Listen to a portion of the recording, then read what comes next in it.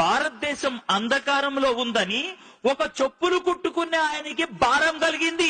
చెప్పులు కుట్టుకునే ఆయనకి భారం కలిగితే 1793 సంవత్సరం నవంబర్ 11వ తారీఖున భారతదేశంలో అడుగు పెట్టాడు ఆయన.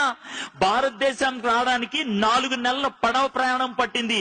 ఆ 4 నెలల్లో బెంగాలీ భాష చదవటం, బెంగాలీ భాష రాయటం, బెంగాలీ భాషలో మాట్లాడటం నేర్చుకున్నాడు.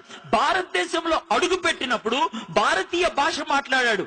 36 సంవత్సరాలు భారతదేశంలో ఉండి 44 భాషలు నేర్చుకున్నాడు.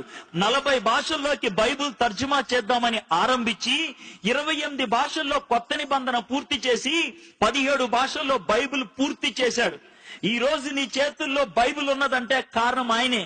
ఆయన ఎవరో తెలుసా? William Carey. ఒక్క విలియం కేరీ 17 భాషల్లోకి బైబిల్ తర్జుమా చేసి నీ చేతుల్లో పెట్టాడు. అంతేనా? అక్కడితో ఆగిపోయాడా?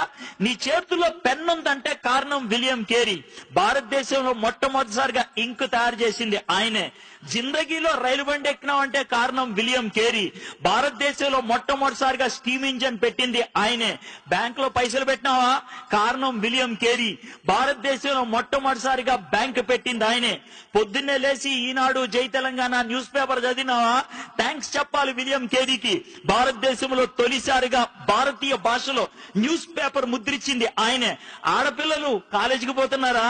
థ్యాంక్స్ చెప్పాల్సింది విలియం కేరీకి. భారతదేశంలో ఆడవాళ్ళ కోసం మొదటిసారిగా కాలేజీ పెట్టింది ఆయనే. మీ తాతయ్య చచ్చిపోయిన తర్వాత కూడా అమ్మమ్మ బతికుందా? థ్యాంక్స్ చెప్పాలి విలియం కేరీకి. సతీ అనే దాన్ని అంతమొందిచ్చింది ఆయనే. ఒక్కడు చేసింది ఇదంతా. ఆయన ఈ లోకానికి వచ్చి చేసినప్పుడు ఆయనకి పెద్ద వెల్కమ్ పార్టీ ఇచ్చారనుకున్నారా? లేదు. ఆయన జీవితంలో జరిగిన ఒక్క సన్నివేశం చెప్తే ఆయన ఎంత సాక్రిఫైస్ చేశారో అర్థమవుతుంది. కలకత్తాలో ఆయనకు ఒక చిన్న ప్రింటింగ్ ప్రెస్ ఉండేది. 236 పేజీలు బెంగాలీ డిక్షనరీని ఆ రోజే ముద్రించి కట్లగా నిలబెట్టి మిగిలిన పేజీలు ముద్రిద్దాం అనుకునే లోపల ఇంటి దగ్గర నుంచి ఒక పనోడు పరిగెట్టుకుంటా వచ్చాడు. వచ్చి, సార్ మీ భార్యకి పిచ్చెక్కిందంట. ఎందుకు ఎక్కిందో తెలుసా భార్యకి పిచ్చి? వాళ్ళ కొడుకు చచ్చిపోయాడు.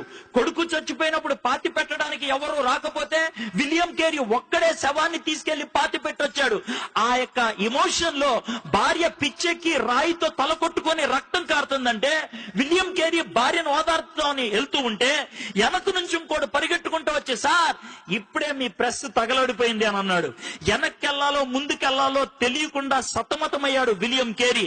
అలా పెనుగులాడి అద్భుతంగా పరిచర్య చేశాడు.